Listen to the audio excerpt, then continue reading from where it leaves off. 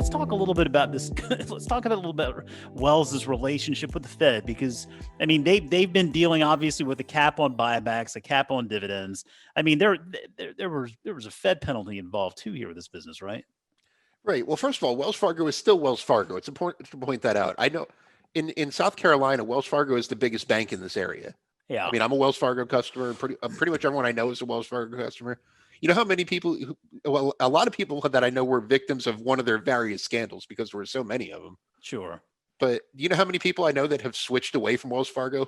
Oh, I gotta believe it's probably none because it's too much work Zero. to do it. Yeah, it's It's like a pain to switch banks. yeah, yeah, it So really is. I mean, there's something to that. they're still Wells Fargo. This is still the big operation.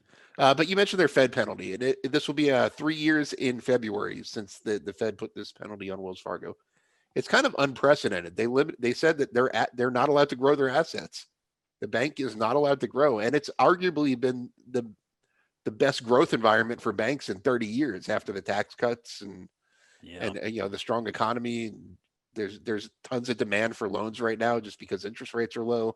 It's been a great environment for banks to grow, which is why the rest of the banking sector has performed well. yeah. But in Wells Fargo's case, that it's not allowed to grow. Um, the Everyone pretty much thought that the penalty would have been lifted by now. Um, the condition was very vague. It was when Wells Fargo makes substantial changes to its corporate culture and enough to satisfy regulators, which is a very vague condition. It really is. I mean, I kind of wonder how they measure that stuff. I mean, certainly you can't just say, "Well, we're going to go by what your Glassdoor rating is," and then Right. it's got to And go from there. like at first, they got rid of the CEO who had presided over the bank during all the scandals, Yeah, and replaced him with someone else internally. And the Fed said, no, that's not good enough. yeah, So now that they finally have a new CEO, Charlie Scharf, pretty much a brand new management team, they've overhauled the board. They've made a big changes to the incentive structures that were really the root cause of the problem in the first place. So it's tough for me to make the argument that they haven't made enough changes. yeah. I mean, what does the Fed want them to do? Change their name, or I mean, other than what they've done, I really can't think of how they would overhaul their business anymore.